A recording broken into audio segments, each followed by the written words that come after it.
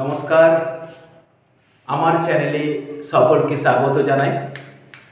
তো আমার আজকের যে টপিকস বা বিষয়বস্তু তা হলো বাংলা ব্যাকরণ। তো আমার স্নেহের ছাত্রছাত্রীরা, আশা করি তোমরা একদম ভালো আছো, সুস্থ আছো এবং ঈশ্বরের আশীর্বাদে তোমরা ভালো থাকো। তো চলো শুরু করি। আজকে ব্যাকরণের প্রথম ক্লাস, কারক। এখন আমার কাছে ব্যাকরণ কি? আমার কাছে ব্যাকরণ হলো একটা মিষ্টি গল্প। স্যার, ব্যাকরণ তো খুব কঠিন জিনিস শুনেছি, ব্যাকরণ করতে গেলে অনেক বুদ্ধির প্রয়োজন। কিচ্ছু লাগবে না, আমার একটাই রুলস, তোমরা শিখবে আর ভুলবে। তো চলো, যারা মাধ্যমিক ক্যান্ডিডেট এই ভিডিও দেখছো, বা যারা মাধ্যমিক পরীক্ষা দেবে সামনের বছর, বা যারা স্কুলে পড়াশোনা করো, তারা এই ভিডিওটা দেখার সময় আমি কতগুলো শর্ট কোশ্চেন লিখিয়ে যাব, তোমরা সেগুলো ফলো করে যাবে। তো যেহেতু মাধ্যমিকের সিলেবাসে প্রথম কি আছে? প্রথম আছে কারক, তাই আজকে আমরা কারক শিখব। তো শুরু করি।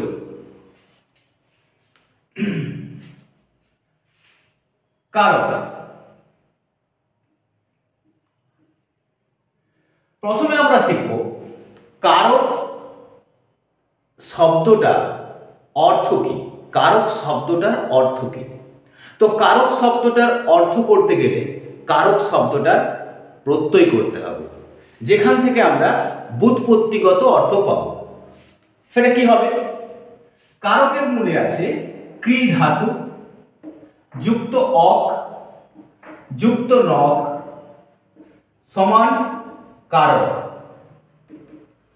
এখান থেকে কারক শব্দের অর্থ দাঁড়ায় যে করে বা যিনি করেন।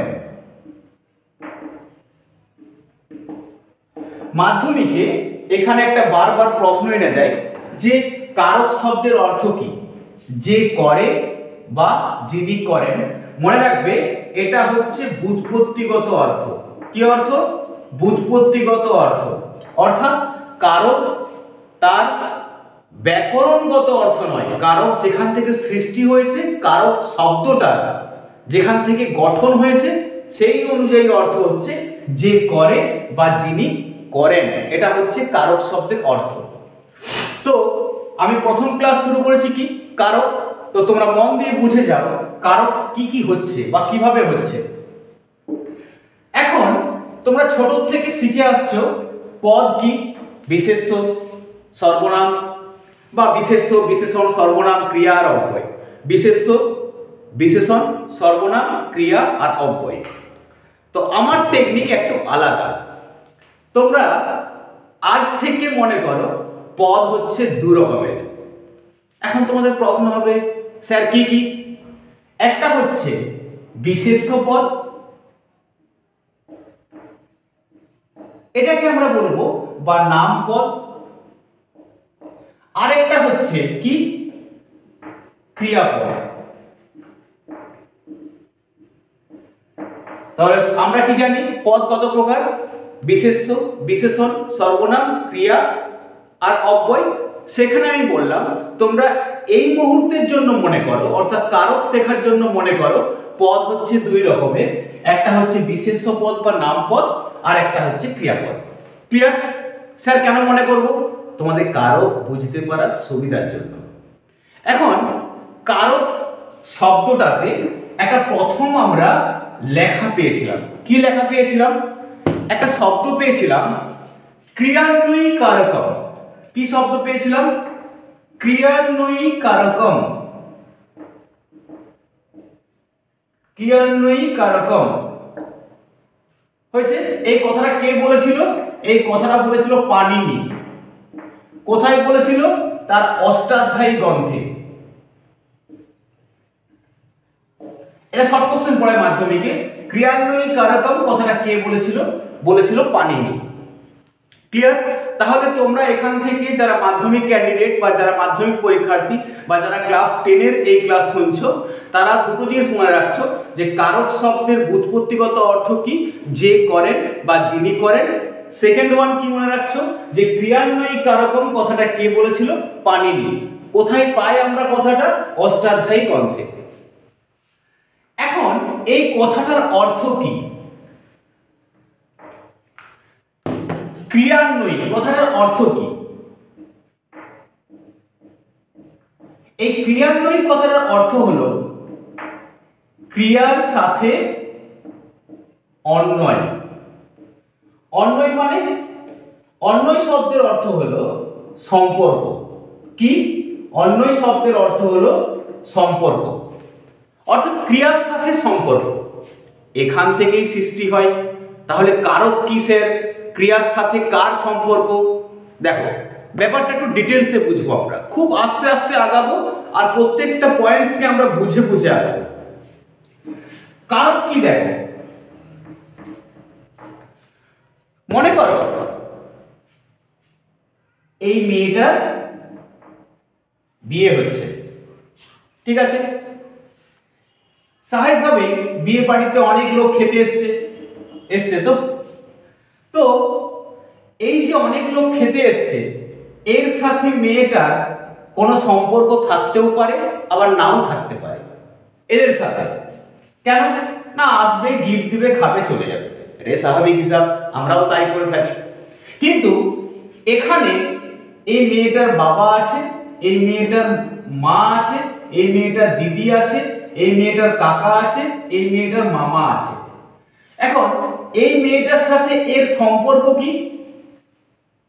এই মেয়েটার সাথে এর সম্পর্ক হচ্ছে পিতা পুত্রী বা পিতা কন্যা, এর সাথে মা কন্যার, এর সাথে হচ্ছে মামা ভাগ্নি, এর সাথে হচ্ছে কাকা ভাইজি।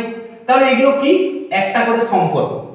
আর বাকিগুলোর সাথে সম্পর্ক, ধরো পাড়ার লোক যারা খেতে এসছে, কি অন্য কোথা থেকে কেউ একটা খেয়ে যাচ্ছে, যারা ডেকোরেটার্সের লোক আছে তারা খেয়ে যাচ্ছে, যারা ক্যাটারিং ওয়ালা আছে তারা খেয়ে যাচ্ছে, তাদের সাথে কি কোনো সম্পর্ক আছে? থাকতেও পারে আবার নাও পারে, তাই না? তাই এই মেয়েটার সাথে এদের কি একটা সম্পর্ক আছে। এরপরে দেখো বলছে ক্রিয়ার সাথে অন্বয়, সম্বন্ধ বা সম্পর্ক। ক্রিয়ার সাথে কার সম্পর্ক? ক্রিয়ার সাথে সম্পর্ক। ক্রিয়ান্বয়ী কারক কিভাবে আমরা বুঝবো? একটা বাক্য লিখি। দেখো, আমি ভাত খাই, ক্রিয়াপদকে খাই, এটা কি? এটা ক্রিয়াপদ। তাহলে আমরা প্রথমে ক্রিয়াপদকে খুঁজলাম। এখন ভাত কি? একটা নাম পদ বা বিশেষ্য পদ, আর আমি সর্বনাম পদ। কারক কি? কারক হচ্ছে এই ক্রিয়াপদটার সাথে এদের সম্পর্কের একটা নাম, অর্থাৎ এই নাম পদগুলোর সাথে, নাম পদের সাথে বা অন্যান্য যে পদগুলো আছে সেই পদগুলোর সাথে ক্রিয়াপদের একটা সম্পর্ক। তাহলে ইন শর্ট কি বুঝবে না, ক্রিয়াপদ হচ্ছে মেয়েটা আর এগুলো হচ্ছে তার বাবা মা, আর এই এদের মধ্যে যে সম্পর্ক, সেই সম্পর্কটার কি নাম না কারক। সম্পর্কটার কি নাম দিয়েছি আমরা? কারক। তাহলে কারক বাস্তবে কি? কারক হচ্ছে একটা সম্পর্কের নাম। ক্লিয়ার? এরপরে হচ্ছে কারক কাকে বলে, তাই না?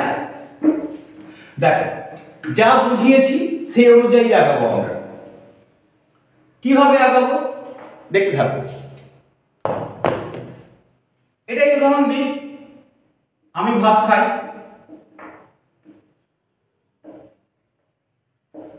আমি ভাত খাই, এর ক্রিয়াপদকে খাই হয়েছে। এই খাইয়ের সাথে, এই খাইটা কোথায় আছে? একটা বাক্যের অন্তর্গত, বাক্যের মধ্যে আছে। ভাত কোথায় আছে? বাক্যের মধ্যে আছে। আমি কোথায় আছে? বাক্যের মধ্যে আছে। তাহলে যদি এখান থেকে আমরা কারকের সংজ্ঞা বানাই, কিভাবে বানাবো না, একটা বাক্যের অন্তর্গত অর্থাৎ একটা বাক্যের মধ্যে ক্রিয়াপদের সাথে, অর্থাৎ এই যে ক্রিয়াপদ, একে এই ক্রিয়াপদ, ক্রিয়াপদের সাথে এই যে নাম পদ, এর কি পদ? নাম পদ হয়েছে। স্যার যদি নাম পদ না বলে আর কি করলে সংজ্ঞাটা একদম পারফেক্ট হবে? তাহলে একটা বাক্য, তার মধ্যে কি আছে? ক্রিয়াপদ। বাক্যের অন্তর্গত ক্রিয়াপদের সাথে বাক্যের মধ্যে থাকা অন্য যে পদগুলো, অর্থাৎ নাম পদ, বিশেষ্য, সর্বনাম, যাই থাক না কেন, সেই পদগুলোর সম্পর্কটাই হচ্ছে কারক। তাহলে সংজ্ঞা কিভাবে তৈরি করব? বাক্যের অন্তর্গত ক্রিয়াপদের সাথে নাম পদের বা অন্যান্য পদের কথাটা লিখে দেবে। কি লিখবে? অন্যান্য পদের যে সম্পর্ক তাকে কারক বলে। তাহলে দেখো আরেকবার সংজ্ঞাটা আমি লিখছি। কি লিখবো?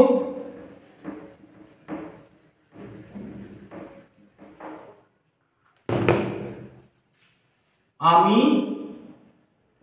ভাত খাই, এই তো, এটা ক্রিয়াপদ। তাহলে এর সাথে এদের সম্পর্কটাই হচ্ছে তো কারক। এটাকে শুধু একটু ভালো করে বলতে হবে মেকআপ দিয়ে। কিভাবে না, বাক্যের অন্তর্গত, এরা সবাই একটা বাক্যে আছে, অন্তর্গত মানে বাক্যের মধ্যে আছে। তাহলে বাক্যের অন্তর্গত ক্রিয়াপদের সাথে, মানে এই পদটার সাথে অন্যান্য পদ, প্রথমে বলবে বিশেষ্য পদ বা নাম পদ। বিশেষ্য বা নাম পদ, অর্থাৎ এগুলো বিশেষ্য আর এগুলো হচ্ছে সর্বনাম। তাই তুমি কি বলবে? বাক্যের অন্তর্গত ক্রিয়াপদের সাথে নাম পদ বা অন্যান্য পদের যে সম্পর্ক তাকে কারক বলে। তাহলে লিখতে পাই বাক্যের অন্তর্গত, অন্তর্গত মানে একটা বাক্যের মধ্যে ক্রিয়াপদের সহিত, অর্থাৎ এই পদটার সাথে নাম পদ বা, স্যার যদি অব্যয় টব্যয় থাকে তার জন্য এই শব্দটা লিখে দেবে, অন্যান্য পদের যে সম্পর্ক তাকে কারক বলে। হয়েছে? দেখো ক্লিয়ার? কোনো অসুবিধা নেই?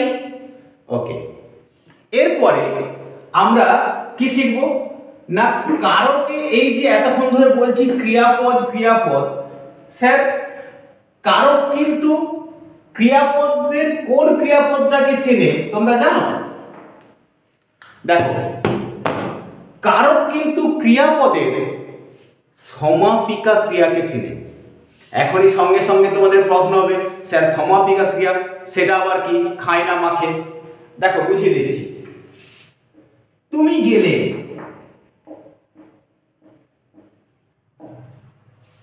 এখানে ক্রিয়াপদকে গেলে।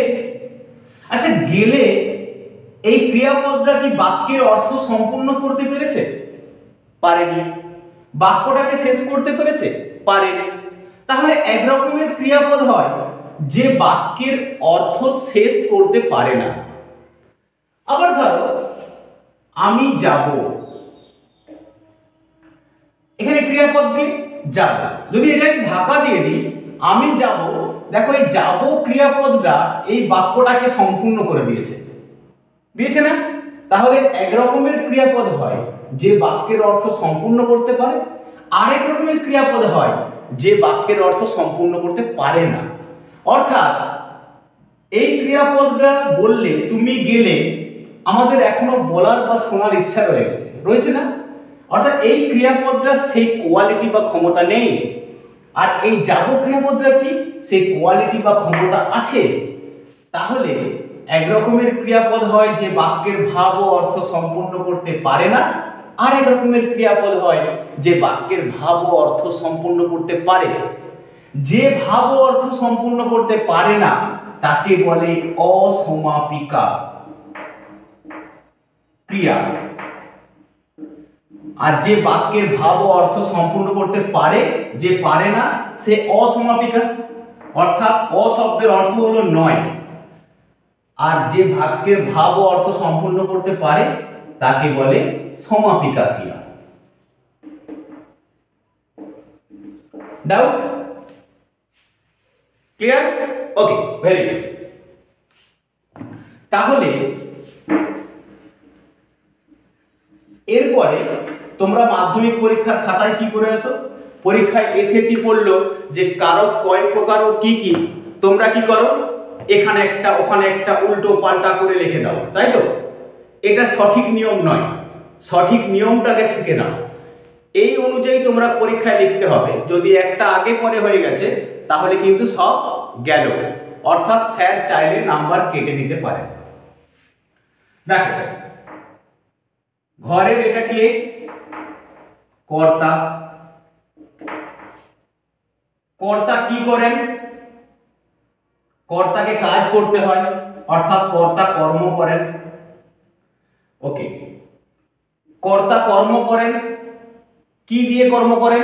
ধরো এটা একটা চাষি, এই চাষিটাকে ঘরের কর্তা, বাস্তবে তো ঘরের কর্তা ঘরের তার কর্তার চাষির স্ত্রী হয়, তাই এটা আমরা ধরে নাও এই মুহূর্তে যেহেতু ঘরের প্রত্যেকের বই ঘরের কর্তা হয়, স্বামী আদপে শুধু রোজগার করে থাকে, তাই আমরা কি করব না বলবো এটাকে কর্তি। কর্তি বানানটা দেখে নাও, মাধ্যমিকের 90% ছেলে কর্তি বানানটাই ভুল করে। সবাই কি করে দেয়, ক আর তয়ে রেপ দিয়ে ছেড়ে দেয় না, বা ক তয়ে রি দিয়ে ছেড়ে দেয় না, এটাও ভুল আর এটাও ভুল। মনে রাখবে কর্তি বানান ক তয়ে রি, কর্তি, এই রেপটাও থাকতে হবে রিকারও থাকতে হবে। সো তোমাদের বোঝার জন্য দেখাচ্ছিলাম কর্তা কি করছে, কর্ম করছে। আচ্ছা, এই যে কর্তা কর্মটা করে, দেখো কর্তা কি করলো, কর্ম করে।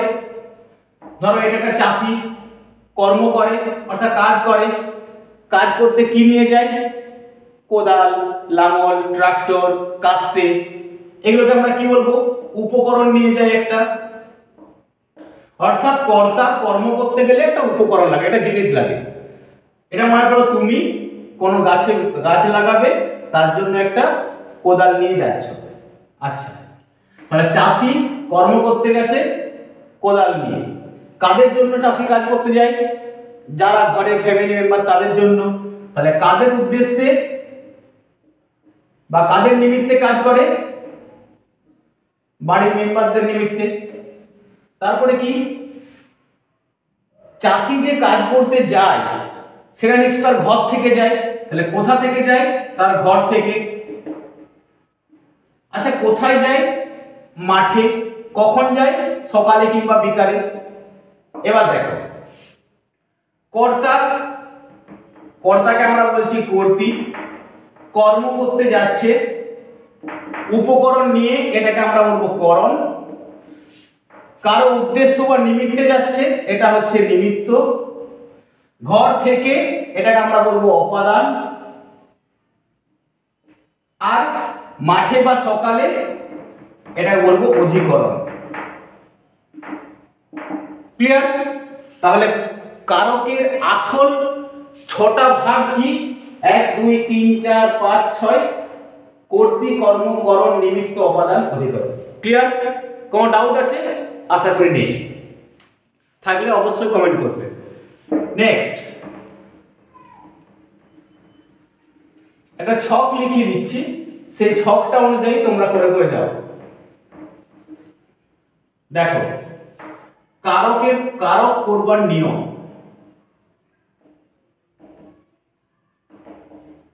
কি নিয়ম? রুলস নাম্বার 1, সমাপিকা ক্রিয়াকে খুঁজে বার করো।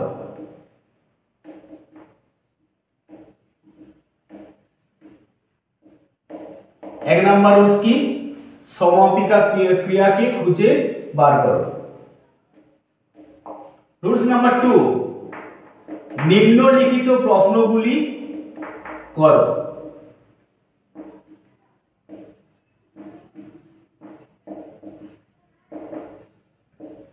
কি প্রশ্ন করবে, দেখো এটা মুছে দিচ্ছি আমি, তোমরা কি প্রশ্ন করবে সেটা আমি বলে দিচ্ছি।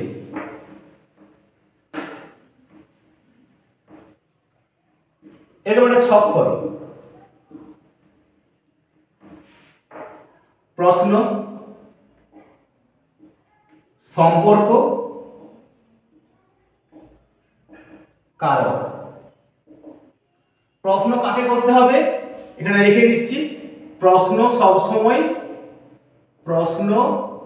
সবসময় সমাপিকা ক্রিয়াকে করবে। কাকে করবে? সমাপিকা ক্রিয়াকে করবে। ক্লিয়ার? দেখো কি প্রশ্ন করব, কে দিয়ে প্রশ্ন করব, কে উত্তর দেবে? কি সম্পর্ক? কর্তৃ সম্পর্ক। কারক কর্তৃকারক, এটা খাতায় নোট করবে, নাহলে কারক করতে পারবেন না। কি বা কাকে দিয়ে প্রশ্ন করব? কি সম্পর্ক? কর্ম সম্পর্ক। কারক কর্মকারক। কি দিয়ে প্রশ্ন করলে?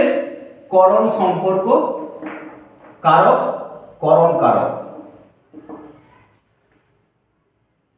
কাদের জন্য বা কাদের উদ্দেশ্যে?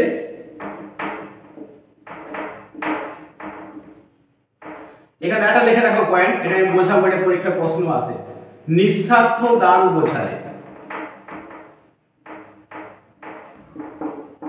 নিমিত্ত কারক, নিমিত্ত সম্পর্ক, নিমিত্ত কারক। আচ্ছা, কোথা হইতে থেকে চেয়ে দিয়ে অপাদান সম্পর্ক, অপাদান কারক।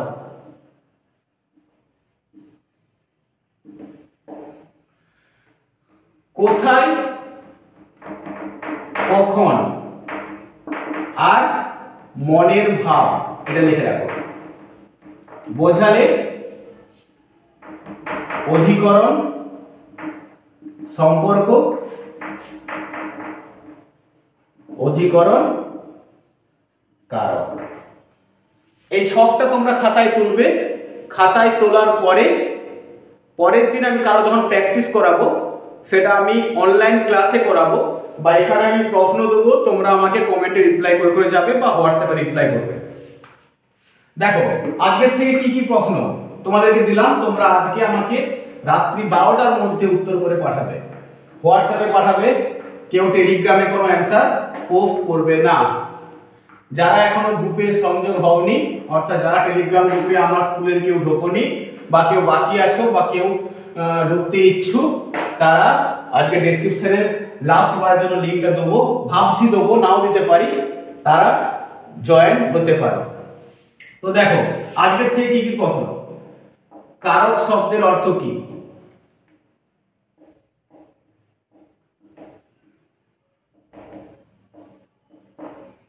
আচ্ছা, 2 ক্রিয়ান্বয়ী কারকম।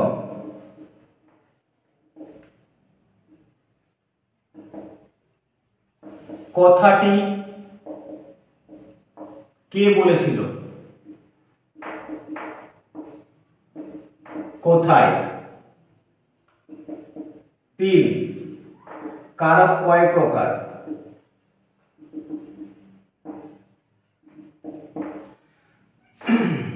4 সমাপিকা ক্রিয়া কাকে বলে?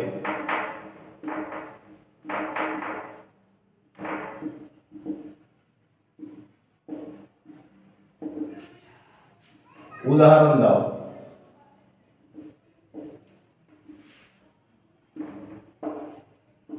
অসমাপিকা ক্রিয়া কাকে বলে?